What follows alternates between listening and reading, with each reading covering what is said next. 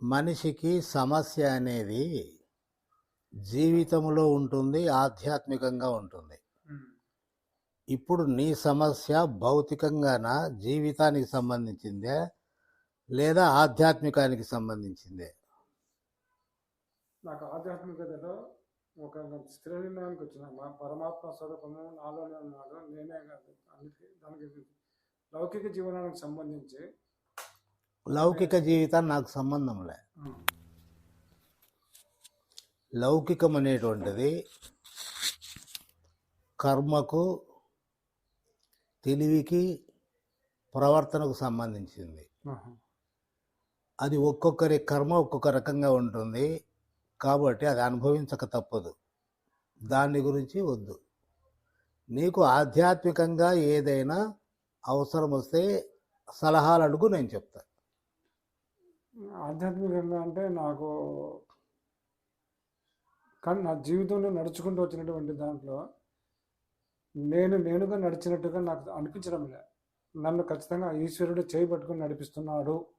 ఎందుకంటే నేను నడిచి వచ్చిన దారిలో ఎన్నో ప్రమాదాలు, ఎన్నో ముళ్ళులు, వాటన్నిటిని తప్పించుకొని నా మానవునితో నాతో కాదు. కానీ నేను ఈరోజు ఈ స్టేజ్లో ఇంత బరువు తక్కువతో ఉంటున్నానని చెప్పంటే కేవలం పరమేశ్వరుని ఆశీర్వాదం 100%. అందులో నాకు ఏ కల్మషం అంతా కూడా నాకు డౌట్ లేదు.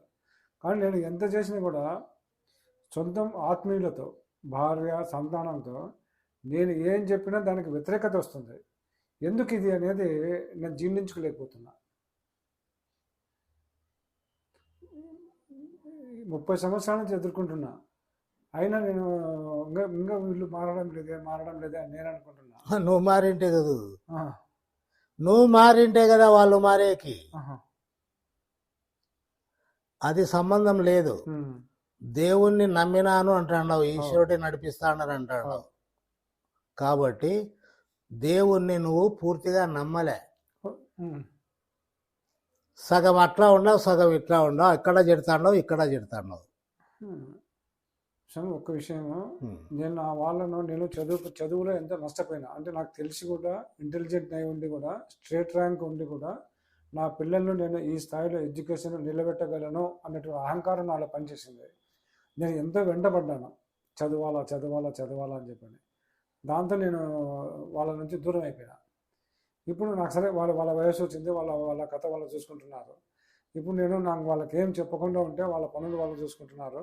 నా ఈరోజు ఏమంటే వ్యాపార పరంగా కొన్ని సమస్యలు రావాల్సిన అమౌంట్లు పెండింగ్ ఉన్నాయి. ఒకటి అవి ఎట్లా వస్తాయో ఏం కథనో నాకైతే ఐడియా లేదు. కానీ వ్యాపారంలో కొన్ని కల్పితమైన మాటలు ఖచ్చితంగా ఉండాల్సిందే కదా. వీటిని మనము ఆచరించాలా వద్దా అనేది సందిగ్ధంలో ఉన్నా. అది నీ జీవితానికి సంబంధించింది. నువ్వు ఎట్లా ఆలోచన చేసి దానిని ఎట్లా ఎదుర్కోవాలో అట్లా ఎదుర్కోవాల్సిందే. జీవితం వేరు, ఆధ్యాత్మికత వేరు. ఇప్పుడు దేవుని నమ్మింటే దేవుని మీద నమ్మకాన్ని పెంచుకుంటూ పోవాలా. అది చేయకపోతే నీ తెలివితేటలను ఉపయోగించుకో. నీ తెలివిని ఉపయోగించుకోకుండా దేవుని నమ్మకుండా పోతే అక్కడ చెడతావు, ఇక్కడ చెడతావు. నువ్వు ఎట్లా బాగుపడతావు?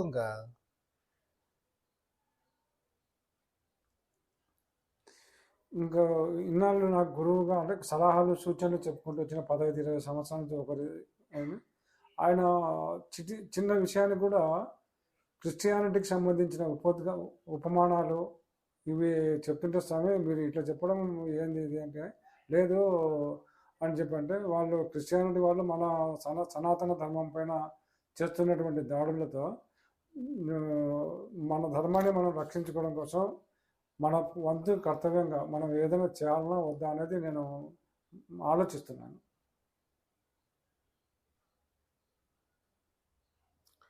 ఇప్పుడు నువ్వు నమ్ముకున్న గురువే క్రిస్టియానిటీ గురించి చెప్తానడా? క్రిస్టియానిటీ గురించి చెప్తూ దాంట్లో ఉన్నటువంటి ఏవైనా స్లోగన్స్, ఏదైనా కొంచెం వాక్యాలు, మంచి వాక్యాలు ఉంటాయి కదా, అవి చెప్తా. స్వామి ఇంతకంటే మంచి వాక్యాలు మన సనాతనంలోనే ఉన్నాయి కదా. దాన్ని 2-3 సార్లు ఆయన్ని వ్యతిరేకించకుండా చెప్పిన నేను, మనకి ఏదైతేనేమండి మంచి మార్గం కావాలంటాడు. మళ్ళా సనాతన ధర్మాన్ని సమర్థిస్తాడు. ఆయనతో మాట్లాడడం నాకు కొంచెం ఇబ్బంది. ఎందుకంటే మొదటి నుంచి నన్ను పట్టుకొచ్చినాడు కొన్నాళ్ళు, ఆ, చేసినాడు. ఇప్పుడు ఎందుకు ఆయన ఎట్లా చెప్తున్నాడో నాకు అర్థం కావడంలే. అతనికి పిచ్చి పట్టిండొచ్చు, నీకేం తెలుసు? సరిగా ఆ మాట ఆయప తలకాయని తిన్నోళ్ళు ఉంటారు వేరే వాళ్ళు, క్రిస్టియన్ వాళ్ళు. వాళ్ళు ఏందేందో చెప్తా ఉంటారు. అంత వీక్గా ఉండేటోడు నీకెట్లా గురువు ఆయా? నువ్వెట్లా శిష్యుని అయితివి? అంటే నా కూతురు పెళ్ళప్పుడు కొన్ని సలహాలు సూచనలు చెప్పినాడు. అది తెలివినిటోళ్ళు చేస్తారు. దాని గురుత్వం కానీ దివ్యత్వం కానీ సంబంధం ఏముంది? ఆహా, స్నేహితుడు చెప్తాడు, అవును. పెద్దోళ్ళు అనుభవం మీద చెప్తారు. అంత మాత్రం వాడు గురువు ఎట్లే? ఆహా. అన్- గురువు అంటే దైవత్వం మీద సాధన చేసేవాడు గురువు అవుతాడు. ఉమ్, టీచరు గురువే, అవును. దొంగతనం చెప్పి నేర్పించినోడు గురువే, జూదం ఆడించేకి గురువే నేర్పించినాడు కదా. కుండలో అంటే కంసాలి వృత్తి నేర్పించిన వాడు గురువే. అందరూ గురువులే. ఉహు. కాబట్టి నీకు సలహా ఇచ్చిన వాడు గురువు ఎట్లయితాడు? స్నేహితుడు అవుతాడు. ఇప్పుడు అతనికే స్టాండర్డ్ లేదు జీవితం మీద, ఉమ్. అటు ఇటు తనకలాడుతున్నాడు, ఏది నిర్ణయించుకోలేక. నాకంటే నేను మొదటి నుంచి కమ్యూనిజం నుంచి వచ్చినండి. నేను వచ్చింది ఈ 18 సంవత్సరాలు కమ్యూనిస్ట్ పార్టీలో ఉండి, లీడర్షిప్గా ఉండి, నాయకత్వంగా ఉండి, వాటి వాసన నుంచి బయటికి పంపిస్తున్నా. ఇంకా ఇంకా కొంత ఉంది, దాని వాసన పంపించేస్తున్నాను పూర్తిగా.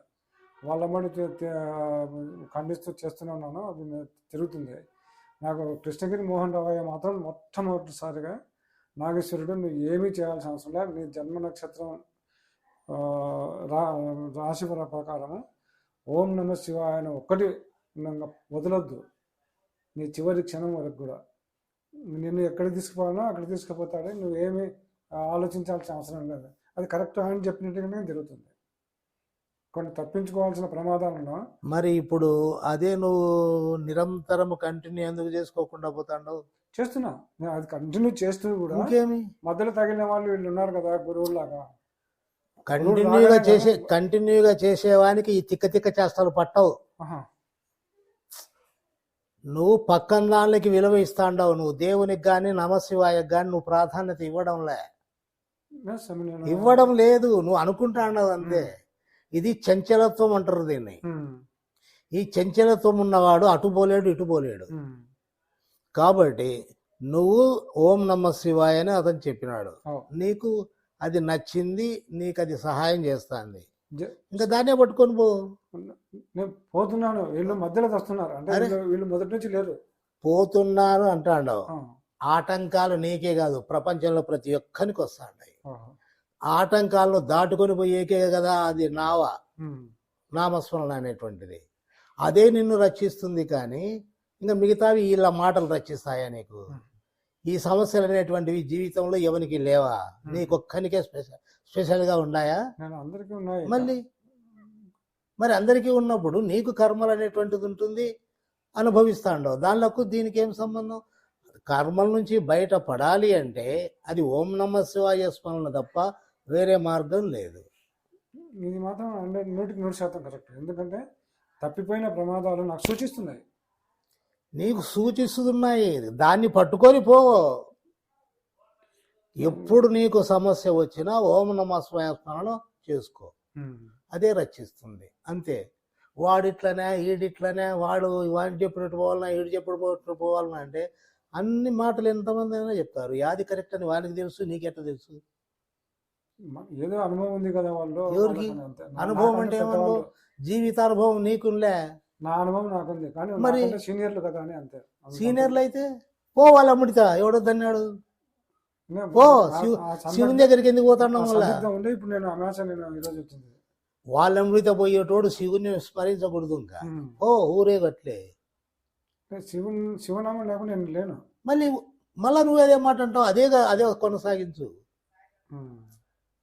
నువ్వు శివనామ స్మరణ నిరంతరం కొనసాగిస్తేనే నీకు రక్షణ. అది ఇడిచినావంటే తిక్కబట్టేది ఒకటి తక్కువ, అంతే. అది నిన్ను రక్షిస్తుంది, ఇంకా రక్షిస్తుంది. అంతేగాని ప్రతిదానికి నువ్వు ఎక్కువ ఆలోచన చేసి ఏ నిర్ణయం లేకుండా ముందుసారి అట్లే వచ్చినావు, అంతకు ముందు అట్లే వచ్చినావు. ఒకసారి వీరారెడ్డి కుడుకమ్మడి వచ్చి అదే ఫస్ట్ టైం నేను ఫోన్లు కూడా చేసినావు. ఫోన్లు చేసిన. మళ్ళీ ఫోన్లు చేసినప్పుడు నీ సమస్యలే చెప్తాండవు కానీ సమస్యలే చెప్పిన. నేను ఎంతసేపు ఉన్నా దైవపరంగా ఏమన్నా సలహాలు అనేటువంటిది ఒక్కటి నువ్వు నన్ను అడగలే. అంతా నీకు సంబంధించినటువంటి సమస్యలు కష్టాలే చెప్పుకుంటున్నావు. నాకు లేవనే? నీకెంతమంది పిల్లలు? సమస్యలు చెప్పినాను. వాళ్ళ అమ్మడి పోవద్దు, నువ్వు చేస్తున్నదే కరెక్ట్, నీ దారిని వదలొద్దు అని చెప్పి అన్నారు. చెప్పినాను లేదా? ఇప్పుడు కూడా అది చెప్తాను. అది తప్ప నీకు ఏది రక్షణ లేదు. ఇక నామస్మరణ చేసేటప్పుడు నిరంతరము నువ్వు గట్టిగా చేసేటట్లుగా ఉంటే శబ్దం సైలెంట్గానే చేసేటట్లుగా ఉంటే రమణ మహర్షి చెప్పినది గట్టిగా చేసినప్పుడు ఓం నమః శివాయ శబ్దం ఎక్కడి నుంచి వస్తా ఉందో ఆ యొక్క శబ్దాన్ని పట్టుకొని లోపలికి వెళ్ళిపోవాలి. లోపలికి వెళ్ళిపోయి ఆ శబ్దం మూలంగా నువ్వు చేరుకున్నావంటే నీ కష్టాలన్నీ పోతాయి. కాబట్టి పని నీకు లోపల ఉంది, బయట కాదు. బయటంతా మాయ, నీకే కాదు ప్రతి ఒక్కరు బయటనే ప్రాధాన్యత ఇస్తే కొట్టుకొని పోతారు అంతే. కాబట్టి శబ్దం ఎక్కడి నుంచి వస్తూ ఉందో లోపల నుంచే వస్తూ ఉంది కదా, ఆ శబ్దం ఎక్కడి నుంచి వస్తూ ఉందో దాని శబ్దాన్ని ఆధారం చేసుకొని నువ్వు లోపలికి వెళ్ళిపోతా రావాలి. ఆ శబ్దం మూలంలో చేరుకున్నావంటే నీ కష్టాలన్నీ తీరిపోతాయి. అన్నీ నీకుండేటువంటి మబ్బంతా ఇడుస్తుంది.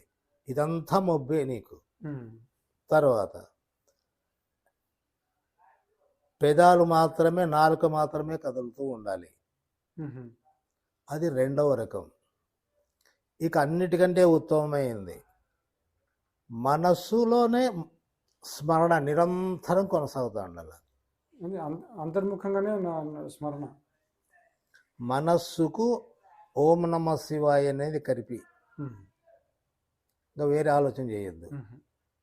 వేరే ఆలోచన చేస్తే దీనికి దూరం అవుతావు. ఏ ఆలోచన వచ్చినా ఓం నమ శివాయ అనేది నిరంతరం కొనసాగిస్తూ ఉంటే దానికి ఆ పని పెట్టినావు కాబట్టి అది వేరే పనికి ఎందుకు పోతుంది? నువ్వు దాన్ని వదులుతా ఉండవు. వదిలిపోయినావు అంటే దాని దావ అది పోతుంది, నీ దావ నువ్వు పోతావు. నీకు నిజమైనది ఎట్లా తెలుస్తుంది? బయటికి పోతా ఉండవు, దాన్ని వదిలిపోతావు. పోతే బయటిది కరెక్ట్ అని నీకెట్లా తెలుస్తుంది? భగవంతుని స్మరణ ఎప్పుడైతే వదిలినావో అప్పుడు నువ్వు మాయలో పడినట్లు. మాయను అర్థం చేసుకున్నవాడు ఇంతవరకు ఎవడు లేడు. మాయ ఎందుకు మాయ అంటే, ఇప్పుడు నా దగ్గర కూర్చున్నావు, మరి నీ లోపల ఉండేటివి అవి ఎక్కడి నుంచి వచ్చినాయి? బయట నుంచి కదా. బయట కదా లోపల ఉండేది. లోపల ఏమైనా ఉన్నాయా? లోపల ఏమున్నాయో నాకే తెలియదు. ఎప్పుడు బయటివి లోపల ఉంటాయే గాని లోపల దేవుడే ఉంది. ఇవి కప్పేస్తా ఉన్నాయి. ఈ కప్పేసినటువంటి భ్రాంతి కాదా? భ్రాంతి. మరి ఖచ్చితంగా భ్రాంతి. మరి నువ్వు మాట్లాడిన మాటలన్నీ కూడాను లోపల నీకు అవన్నీ ఉన్నాయి. లోపల ఉన్నాయి కాబట్టి లోపల దాని గురించి నువ్వు మాట్లాడుతున్నావు. లోపల ఉండేటివన్నీ కూడా నువ్వు భ్రాంతే కదా. ఇంకా భ్రాంతిలో చాలా వరకు నిద్రావస్థలో భ్రాంతి జరుగుతూనే ఉంది. అదంత సూక్ష్మంగా పూర్తి జీరో స్థాయికి రావడం లే. జీరో స్థాయికి అంత సులభంగా వస్తాయా? ఏమో మరి జీరో స్థాయికి రావాలంటే నువ్వు ఏం చేస్తాడో?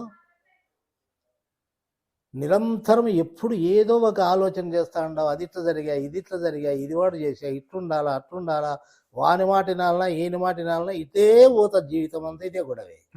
ఇంకా ఎప్పుడు నువ్వు బాగుపడేది? ఏమీ లేకుండా నీ మనస్సుకు భగవన్నామ స్మరణ కల్పించుకో. ఇంకా నిరంతరము నీవే కాదు, నేను నా జీవితంలో 15 సంవత్సరాలు చేసిన నిరంతరము నేను మర్చిపోలే. ఏ ఒక్క ఆలోచన వచ్చినా, నాకు ఏ కష్టం వచ్చినా, ఏ బాధ కలిగినా నేను దాన్ని లెక్కే చేయలే. ముందు నేను దీంతోనే బయటపడాల. దీన్ని వదిలితే తాడు వదిలితే బావిలో పడి వస్తా, ఇది వదిలితే దీంట్లో పడతా. కాబట్టి నేను అంత నమ్మకంగా నిరంతరము స్మరణ చేసినాను, బయట వేసినాను నన్ను. నువ్వు నిరంతరం ఎందుకు స్మరణ చేసుకోకూడదు? నువ్వెందుకు బయటపడలేవు? ఎవడైనా పడతాడు. అంటే స్మరణ మాత్రం ఏ పని చేస్తున్నా మాత్రం నామస్మరణ మాత్రం జరుగుతుంటుంది, అది నిరాటంకంగా సాగిపోతుంటుంది. నిరంతరము స్మరణ చేసిన వానికి నా దగ్గరికి రావాల్సిన అవసరమే లేదు. అంటే ఇప్పుడు నాకు కొన్ని నేను చెప్పదలుచుకునే అంశాలు నేను మీ దగ్గరికి వచ్చి అడుగుతున్నాను కదా, మీరే నన్ను ఫస్ట్ నా మనసులో ఉండే ఫస్ట్ క్వశ్చన్ మీరే వేసినారు. అంటే నేనైతే భావిస్తున్నానో ఆ సంకల్పం మీకు తెలిసిపోతుంది. అదే విధంగానే ఇప్పుడు నువ్వు కూర్చున్నప్పుడు కూడా నీ సంకల్పాలని నాకు తెలిసే చెప్తాండ. నీ లోపలంతా గందరగోళంగానే ఉంది. నీ నామస్మరణ యొక్క ఫలితాన్ని నువ్వు పొందలేకపోతున్నావు ఈ గందరగోళంతో. కాబట్టి నువ్వు నామస్మరణ మీదనే దృష్టి పెట్టి, అదే నీ జీవితం, అదే నీ ఎంటొచ్చేది. ఇవన్నీ ఏవైనా ఎంటొస్తాయా? మీరు చెప్పింది కరెక్ట్, 100% కరెక్ట్లోకి వస్తే నేను వీళ్ళమ్మడి తిరిగినాను కాబట్టి పిరమిడ్లో మరి లోపల నామస్మరణ ఏముండకూడదు ఉత్త శ్వాస మీద ధ్యాస అంటే అది నన్ను పూర్తి చెడగొట్టేస్తుంది. ఎప్పుడు శ్వాస మీద ధ్యాస, ఈ నామస్మరణ ఒక్కోసారి బ్రేక్ పడుతుంది చేసేటప్పుడు. అదేనయ్యా నీకు తిక్కబడతాంది అని చెప్తా అండేది. ఒక భగవంతుని నమ్ముకున్నావు, నమశివాయను పట్టుకున్నావు. ఎవడెట్లా చెప్తే నీకేమి? వాడు బాగుపడినాడా? పిలుచుకొని నా దగ్గరికి. నీకు ఎవడు శ్వాస మీద ధ్యాస చెప్పినాడో వాడు నా దగ్గర పట్టుకురా. తప్పు ఒక 6 నెలలకు పైగా అవుతుంది. ఆయన చెప్పినటువంటి అనేక విషయాల్లో ఫ్రాడ్, అంటే తప్పుడు సమాచారం ఉంది అని చెప్పి అనేది నాకు ప్రశ్న లోపల నుంచి వస్తుంది. వచ్చి చాలామంది నా దగ్గరికి వచ్చి ఆయన చెప్పిన దాంట్లో చాలా తప్పుగా అనిపిస్తుంది నాకు, నేను మీ అమ్మటి రాను, నేను నా అంతకు నేను ఉంటాను, నేను వాళ్ళ అమ్మటి పోవడం లేదు. ఆ తప్పు అని నీకు ఎట్ట తెలిసిందంటే ఓం నమ శివాయ స్మరణ వల్ల కొద్దిగా అంతర్జ్ఞానం ఉంది నీకు, కొద్దిగా. అది వద్దు అనిపిస్తుంది, దానికి దూరం చేస్తుంది. నువ్వు దీనికి దూరం కాలే, అదృష్టవంతునివి కాబట్టి దీన్ని పట్టుకో.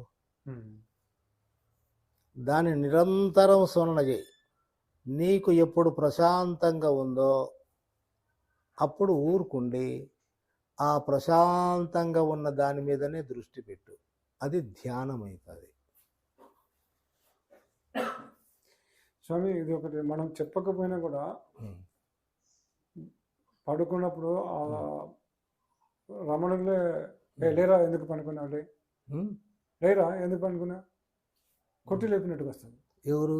రమణులే, రమణ మహర్షి. రమణులు. ఇప్పుడు నేను ఎంతో మందిని రమణ మహర్షి ఆశ్రమానికి పిలుచుకొని పోతాడా. వాళ్ళు లోపలికి పోతానే కూర్చుంటానే భయపడి బయటికి పరిగెత్తుకుంటూ వచ్చి మేము ఇక్కడ ఉండలేము, మేము పోతామని పరిగెత్తుకొని వచ్చిన వాళ్ళు ఉన్నారు. ఎందుకంటే నీ లోపల ఏమేమి పనికిమాలినవి ఉన్నాయో వాటినన్నిటినీ రమణ మహర్షి పైకి తీసుకొస్తాడు. ఎందుకంటే అవన్నీ పోతేనే కదా నువ్వు బాగుపడేది. మొన్న ఒక విషయం తెలిసి నేను ఆశ్చర్యపోయినాను. అది ఎట్లా సాధ్యమవుతుంది అని చెప్పి కావ్యకంఠ గణపతి కొన్ని శ్లోకాలు ఏవో మర్చిపోయి గుర్తు చేసుకుందామని ప్రయత్నం చేస్తుంటే ఎంతసేపటికి గుర్తు రాకుండా ఉంటే వాళ్ళిద్దరి ఎదురుమల్లో కూర్చున్నాక అన్నీ వచ్చిన తర్వాత ఏంది నేను చెప్పకుండా ఈయన చెప్తున్నాడు అని చెప్పంటే అట్లా మన మనసులో కూడా ఆ విధంగా సంకల్పాలు ఖచ్చితంగా దైవానికి మనం చెప్పకపోయినా తెలిసిపోతుంటాయి కదా. దైవానికి తెలుసకుండా నీ తెలివికి ఏముంది? ఆహా. దైవశక్తి పనిచేస్తుంది కాబట్టి మన ఇద్దరం మాట్లాడుతున్నాం. లేకపోతే నిన్ను తీసుకొని గుంతలు వేస్తురు, ఆ. నన్ను తీసుకుపోయి గుంతలు వేస్తురు. పని చేస్తుందా లేదా లోపల? కాబట్టి దైవశక్తి లోపల ఉంది. నీకు దాని మీద నీవు లేనిపోనివన్నీ ఆలోచించి దాన్ని కప్పుకుంటాడు. కప్పుకున్నప్పుడు ఆ రమణ మహర్షి దానిని పైకి తీసేస్తున్నాడు. పైకి తీసేసేటప్పుడు నీకు భయము, బాధ, కష్టము అని అనిపిస్తుంది. నమ్మకాన్ని వదలొద్దు.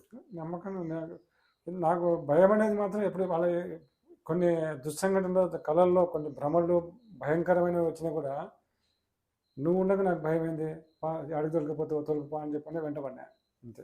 కొన్ని కళల్లో ఆ భయం కాదు, లోపల నువ్వు ఏది జరుగుతూ ఉన్నా స్థిరంగా ఉండాల. ఆ స్థిరంగా ఉండడానికి, మనసు పక్కన పోకుండా ఉండడానికి నీ లోపల ఏమేమి అడ్డంగా ఉన్నాయో అవన్నీ తీసేస్తాడన్నమాట రమణ మహర్షి.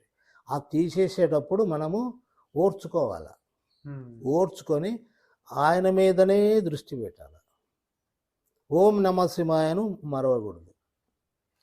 ఓం నమ శివాయ లేదు అసలు 13 సంవత్సరాల నుంచి చెయ్యి. 13 సంవత్సరాల నుంచి ఒకటి ఎవరు కొట్లాడినా అయా నువ్వు స్నానం చేస్తాండవు, దుమ్ము పోసుకుంటాండవు. స్నానం చేయడం లేదని నేను చెప్పలే.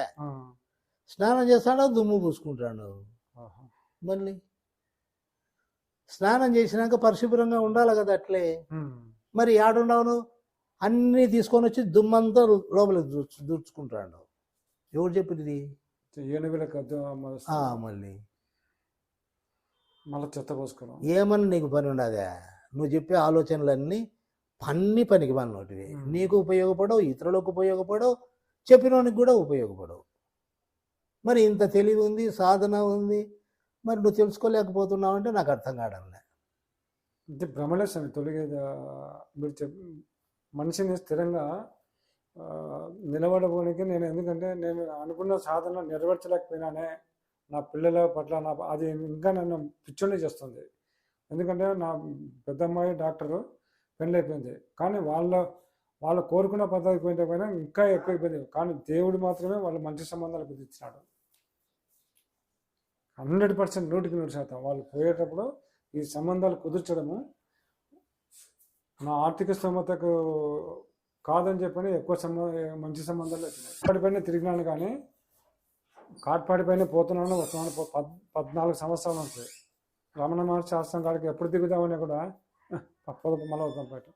కరెక్ట్ 7వ నెల ఇప్పుడు 7th మంత్. ఆడపోయి 2 నిద్రలు పడుకొని గిరి ప్రదర్శన తిరిగి వచ్చిన తర్వాత ఒకతను పోయినావా రమణ మహర్షి ఆశ్రమంలోకి? పోయినప్పుడు భయం పుట్టుంటుందా నీకు? లేదు, నేను నిజం చెప్తున్నాను. నాకు భయం అనేది లేదు. ఆయన దగ్గరనే 45 నిమిషాలు కూర్చున్నా. కూర్చున్నప్పుడు ఎట్లున్నది నీ మనసు? ప్రశాంతంగా ఉంది. ప్రశాంతంగా ఉన్నది. అల్లజడి కలతడి ఏం లేవు. ప్రశాంతంగా ఉంది. మరి ఇప్పుడు అట్లే ఉండొచ్చు కదా. ఇప్పుడు అట్లే ఉండొచ్చు కదా. అదేమో ఉంటున్నాను, కానీ ఒక్కొక్కసారి ఎందుకంటే ఇప్పుడు నేను ఒక పాదాల సాక్షిగా చెప్తున్నాను. పిల్లలతో భార్యతో సహేతుకమైనటువంటి సంభాషణ లేదు. దానికి దీనికి ఏం సంబంధం? ఎముడితో సార్ నీ ఎముడితో వాళ్ళది ఏమైంది? నాకు సరిగా సక్రమంగా మాట్లాడుకుంటున్నారు అన్నటువంటి తెలుస్తుంది. నన్ను తెలుస్తుంది అంటే నీలో దైవశక్తి, దైవానుగ్రహం తక్కువగా ఉంది. అది పెంచుకోవాలి కదా నువ్వు. నీలో దైవశక్తిని పెంచుకుంటే అది పోతుంది. పెంచుకోకుండా దాన్ని తుంచుకుంటా పోతే ఎట్లా? వాళ్ళలో ఒక విషయం నేను చెప్తాను. శ్రీశైలం పోయినప్పుడల్లా సుప్రభాత సేవకు వాళ్ళని నాతో పాటు దర్శనానికి తీసుకుపోవాలని చెప్పని ప్రయత్నం చేస్తే సక్సెస్ కాలే. నేను మాత్రం 100% ఏదో 1-2 సార్లు ఫెయిల్ అయిపోయింది. సుప్రభాత సేవ పోవాలంటే ఖచ్చితంగా సుప్రభాత సేవ మొట్టమొదటి దర్శనం నాకు ఖచ్చితంగా వస్తుంది. సరే, 100%. సరే, ఇప్పుడు బనగానపల్లి నుంచి వచ్చినావు, విషయం ఏం చెప్పు నాకు కరెక్ట్. అదే ఇంకా చేస్తున్నాను. ఈ భ్రమలు మైండ్లో నుంచి వీళ్ళు ఎందుకంటే మన ధర్మాలను వీళ్ళు కొంతమంది గురువులాగా లేదయ్యా, మన ధర్మాన్ని మనం కాపాడుకునే కోసం మన వంతు కర్తవ్యంగా కనీసం దేవునితోనైనా స్వామి దీన్ని పారదోలేమని చెప్పిన దేవునికన్నా విన్నపం చేసుకోవాలా, ఎవరు ఈ క్రిస్టియానిటీ ధర్మాలను సపోర్ట్ చేయకండి అని చెప్పి అంటున్నా వాళ్ళకు. నాకు నాకు నీ ఎందుకంటే- పని నువ్వు చేసుకోవయ్యా, వాళ్ళతో అదే. ఎందుకు? నువ్వు చెప్తే వాళ్ళు వింటారా? విన్నారు, వింటారు మరి- నాకు లేదు, వింటారనే గ్యారంటీ. అరే నీ పెళ్ళాం ఇల్లే, నీ బిడ్డ ఇల్లే, నీ కొడుకు ఇల్లే, వాళ్ళు వింటారా? అవన్నీ వద్దు, నీకు అవసరంలే. నువ్వు రమణ మహర్షి ఆశ్రమానికి పోయి ఇచ్చినావు, గిరి ప్రదక్షిణ చేసినావు కాబట్టి గురువు అనుగ్రహము దేవుని అనుగ్రహం నీలో ఉంటుంది. అందులో అరుణాచల పోయినావు కాబట్టి ఓం నమ శివాయ కంటే మించిన మంత్రమే లేదు. దాన్నే నిరంతరం అనుకుంటా ఉండవు, నిన్నే నువ్వే బయటపడతావు. ఒక రకమైన బరువు తల అంతా తొలగించుకోవాలి ఇంకా కూర్చొని. ఇంకా నేను అదే ఈయన ఫోన్ చేసిన స్వామి కూడా పోయి ఒక వారం కూర్చొని వస్తాను. ఎక్కడ? రమణ మహర్షి అడ్రస్లో కొన్ని ఇచ్చినాడు, లాడ్జింగ్ ఆడ స్టే చేయడం కోసం. మరి పోవాలా, రేపు నుండి పోవాలా. అక్కడికి పోయి వస్తే ఖచ్చితంగా నీకు సమస్యలు పరిష్కారం అవుతాయి. పోతానండి, రేపు నుండి బయలుదేరిపోయి. నువ్వు ఉండు, నా 3-4 రోజులు ఉండు. సరే, ఉండి 3 ప్రదక్షిణలు చెయ్యి. రమణ వీరున్నంత వరకు రమణాశ్రమంలోనే కూర్చుంటాడు. తప్పకుండా నీలో ఒక శక్తి తోడవుతుంది. అంతేగాని మిగతా ఎక్కడికి పోయినా ఏం ప్రయోజనం లేదు. ఎందుకు నేను ఈ రమణ మహర్షి ఆశ్రమాన్ని స్థాపించిన? ఎప్పుడు నేను రమణాశ్రమానికి ఎందుకు పోతా ఉండా? దాని విశేషమే వేరు. అటువంటి గురువే లేడు. జన్మలో ఎన్ని జన్మలు అయితేనా మనకు అటువంటి గురువు చిక్కడు. అది గుర్తుపెట్టుకో. అది వాస్తవం. ఎందుకంటే నేను తిరిగిన గురువుల్లో వీళ్ళు ఇంకా మీతో చెప్తున్నా, ఎందుకంటే మళ్ళీ లోపల దాపెట్టుకుని కొంతమంది స్నేహితుల్లో అచలపీఠం వాళ్ళు వీళ్ళు ఉన్నారు. ఒక అతను నన్నూరు ఆయన ఫోన్, నువ్వు మమ్మల్ని దర్శించకపోతే నువ్వు యా గురువు దగ్గరికి పోయినా కూడా నీకు మోక్ష అనేటువంటి సద్గతులే ఉండవు, ఎందుకు చెడిపోతావు, మేము తెలుసు కాబట్టి చెప్తున్నాము అని చెప్పంటే, తండ్రి ఇవన్నీ చెప్పొద్దు నాకు నేను వద్దులే అని చెప్పని ఇంకా భయపడించే వాళ్ళు ఉన్నారు. వాళ్ళు నువ్వు పోయిరా, పోయి వీలైనన్ని రోజులు నీకు తీరిక ఉన్నన్ని రోజులు ఉండాడా, ఉండి దిన్నం ప్రదక్షిణ చేసుకో, వచ్చి మిగతా టైం అంతా రమణ మహర్షి ఆశ్రమంలో కూర్చో. నీకు అక్కడ అయితే బాగా దైవానుగ్రహం అనేటువంటిది ఎల్లప్పుడూ పనిచేస్తూ ఉంది. దాంతో నీ సమస్యలు తీరేక అవకాశం ఉంది. మీరు చెప్పినట్టుగా రమణ మహర్షి ఆశ్రమంలో కూర్చున్నప్పుడు తొందరగా 2 నిమిషాల కంటే కూర్చోలేక వచ్చిన వాళ్ళు కొంతమంది ఉండారు కదా, ఉన్నారు. కానీ నాకు మాత్రం ఒక స్వచ్ఛమైన అనుభూతి, ప్రశాంతంగా. కాబట్టి నువ్వు అదృష్టవంతుంది. ఎందుకంటే ఉండలేక కూర్చోలేక తన్నినట్లయితుంది, దొబ్బినట్లయితుంది, మేము ఉండలేము, ఇక్కడ తట్టుకోలేకుండా అన్నోళ్ళు చాలామంది ఉన్నారు. ఎందుకంటే వాళ్ళు లోపల ఒక మాట, చేసేది ఒకటి, చెప్పేది ఒకటి, త్రికరణ శుద్ధి లేదన్నమాట. వాళ్ళకు త్రికరణ శుద్ధి లేని వాళ్ళంతా పరిగెత్తాల్సిందే, అక్కడ ఉండలేరు. అందులో అనుకున్న వాళ్ళు అనుకున్నా కూడా వాటికి పోలేకపోతూ ఉన్నారు. ఎందుకంటే మనిషిలో అర్హత ఉన్నప్పుడే అక్కడికి అడుగు పెడతారు. అడుగు పెట్టినారంటే మాత్రం ఖచ్చితంగా మార్పు వస్తుంది. ఇప్పుడు నీకు కొండంత పాపంలో ఘోరంత అనుగ్రహం పడింది. అది నిదానంగా పెరుగుతా పెరుగుతా వస్తుంది. వాల్మీకి అంత కిరాతకుడు, రే నీ అంటే ఏమన్నా వస్తుందేమో, నీ పెళ్ళాన్ని పోయి అడుగు అనే, నాకేం సంబంధం, తాళి కట్టిన నువ్వే సాకు, నీ పాపంతో నాకేం సంబంధం అనే. ఇంకా రామ రామ అనుకుంటూ కూర్చుండే. ఎందుకు? నారదుడు చెప్పినాడు. ఎందుకు అంటే ఆ చేసిన పాపం అంతా కరగాలి కదా. కాబట్టి మనం చేసినట్టు కూడా దండిగా ఉంటాయి, అవన్నీ కరిగిపోవాలి. కాబట్టి కొంచెం ఓపిక పట్టు. రమణ మహర్షి ఆశ్రమానికి గిరి ప్రదక్షిణ చేసినావంటే ఇంకా ఏ గురువు అక్కర్లేదు, అన్నీ జరిగిపోతాయి. దాని మీదనే దృష్టి పెట్టు. ఇంకా లోకంలో ఎవడు చెప్పినా వినొద్దు. అంతటికంటే గొప్ప గురువు ఇంతవరకు పుట్టలే నాకు తెలిసి. ఎక్కడన్నా ఉండరేమో కానీ నాకు తెలియదు. శివశక్తిని మించినటువంటి అందులో అగ్నిలింగము తెలుసు కదా నీకు శివశక్తి గురించి. శివశక్తి అనేటువంటిది నీకు అనుభవంలో ఉంది కదా. ఉంది నోటికి. ఈరోజు మళ్ళీ నేను ఈరోజు ఏం చేస్తున్నా కూడా కొన్ని మీదికి వస్తాయి అన్నప్పుడు తప్పిస్తుంది. మరి అదెంత అనుగ్రహమే కదా. మరి అనుగ్రహంలో చాలా అనుగ్రహం. మళ్ళీ అనుగ్రహం పని చేస్తా ఉంది, నిన్ను సరైన రీతిలోకి తీసుకొని పోతా ఉంది, నువ్వే తప్పించుకుంటాండవు. ఒక సంఘటన కాదు స్వామి, సంఘటన ఏమిటో కానీ ఒక్కటి కాదు, అనేకం. 2003 నుంచి ఒకటి నన్ను వాస్తవంగా నాకు ఆధ్యాత్మికత దీని పట్ల అవగాహన లేదు, పూజలు తెలియవు, ఏమి తెలియవు. కేవలము అప్పుడు అంటే ఒక 14 ఏళ్ళ కిందట కార్తీక మాసంలో ఒక్కరోజు శ్రీశైలం వేస్తాం. అంతకుమించి నేను కార్తీక మాసంలో శ్రీశైలం పోయి రావడం తప్ప ఈశ్వరునికి టెంకాయ కొట్టేదని కాదు, ఇదేం కొట్టేదని ఏం చేసేవానికి. కేవలం కార్తీక మాసంలో పోయిస్తాం అంతవరకు మాత్రమే, అంతకుమించి ఏం చేయలే.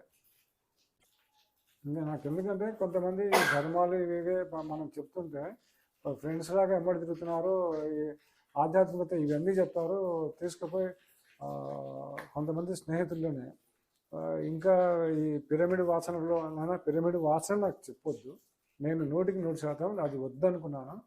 ఇంకా మా మనసులో క్లియర్ చేసుకున్నాను, చెప్పేసిన 2-3 సార్లు. ఏమొద్దు, నువ్వు అరుణాచలం పోయి వస్తా ఉండవు, రమణుని కృప అరుణాచలేశ్వరుని కృప నీ మీద పనిచేస్తుంది, నీలో మార్పు ఖచ్చితంగా వస్తుంది, ఎవరు నిన్ను ఏమీ చేయలేరు. నువ్వు కనపడినోళ్ళంతా మాట్లాడి వాళ్ళ మాటలు వినొద్దు, నీ దావ నువ్వు లోపల భగవన్నామస్మరణ చేసుకుంటూ పోతా ఉండు. నాకు తెలుసులే నాయన, నా దావలో నేను పోతా ఉండా, నాకు ఆ భగవంతుడు ఈశ్వరుడు నాకు అనుగ్రహించినాడు, ఆ మంత్రాన్ని నేను చేసుకుంటూ పోతా ఉంటాను, ఇంకా మీరేమి చెప్పొద్దాను. నేను ఏ మార్గంలో పోదలుచుకోలే, నాకు ఈశ్వరుడు సహాయం చేస్తా అన్నాడు, ఆయన యొక్క స్మరణని నేను చేసుకుంటా పోతానని నువ్వే చెప్పేసే అంతే. ఇంకా వాళ్ళే పోతారు వాళ్ళ దావకొద్దు. మీరు కూడా ఇదే చేసుకోండి అని చెప్పు అంతే. వచ్చి మీ ఎదురుగా ఉండి మాట్లాడిపోతాము. ఇంకా ఎందుకంటే ఈ ధోరణులన్నీ తీసుకొని జీవితమే ధ్యానమే అనే కాడికి నేను రెండింటినీ సమన్వయం చేసి దేవుడు ఎందుకు ఇంత ఇబ్బంది పెడుతున్నాడు, ఇంత మంచిగా ఉండే కూడా అని చెప్పంటే ఇబ్బంది పెట్టడం కాదు నాయన, నేను నాయన కర్మ ముందు జన్మలో నువ్వు ఏం కర్మ చేసుకున్నావో దాన్ని అనుభవించక తప్పదు, కర్మను అనుభవించక తప్పదు. దానికి భగవంతుని యొక్క కృపకు భగవంతునికి దానికి సంబంధం లేదు. భగవంతుడు నీకు సహాయం చేస్తాడు అంతే. ఆ స్మరణ చేసినందువల్ల ఆయన అనుగ్రహం నీ మీద పడుతుంది అంతేగాని కర్మ ప్రకారం జన్మ సాగాల్సిందే.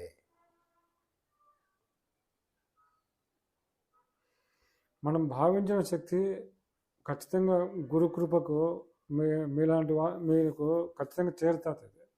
మనం ఏం భావిస్తున్నాము ఏం కథ అనేది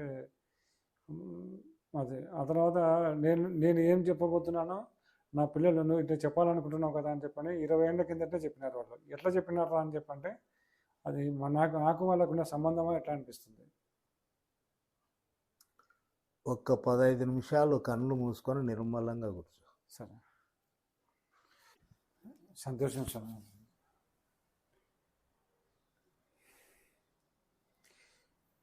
కాబట్టి నిర్మలంగా నా ఎదురుగా కూర్చుంటే అర్ధగంట కూర్చున్నామంటే నీకు ఎన్ని ఉన్నా అన్నీ కరిగిపోతాయి.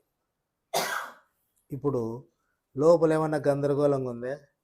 గందరగోళం లేదు, మళ్ళీ నిర్మలంగా ఉంది కదా. అది అందుకోసం ఆ శక్తి నువ్వు సంపాదించుకోవాలి. ఇప్పుడు నేను నిర్మలంగా ఉండా, నువ్వు నిదానంగా నిర్మలంగా ఉంది, అది సంపాదించుకోవాలి. నువ్వు ఊరికే అది ఇది ఇది అని పారాడితే ఎక్కడి నుంచి వస్తుంది? అది నీ లోపలనే ఉంది. జీవితం వేరు ఆధ్యాత్మికత వేరు అంటున్నారు కదా. లోపలే ఉంది, లోపలిని బయటకు వచ్చేటట్లు నువ్వు మనస్సు అడ్డం పడకుండా ఉంటే చాలు. అది అనవసరమైనటువంటి ఆలోచనలు చేస్తే అవన్నీ నీలో ఉండే శక్తిని కప్పేస్తాయి. ఆ అనవసరమైన ఆలోచనలు నాలో లేవు కాబట్టి నేను బాగుపడినా, నువ్వు బాగుపడతావు. ఇదంతా అనుభవానికి సంబంధించింది. ఊరికే ఆలోచిస్తే వాళ్ళు చెప్తే వీళ్ళు చెప్తే వచ్చేది కాదు. ఇది బయలుదేరు. ఇంకా తిరిగినాం కాబట్టి వాళ్ళ అమ్మడి వాళ్ళు టచ్ అవుతారు, గుంజుకోపోతారు. ఇడిచిపెట్టు అవన్నీ. నిర్మలంగా నువ్వు అరుణాచలం పోయిరా, మళ్ళీ 3 రోజులు పోయిరా, ఉండిరా. రైట్.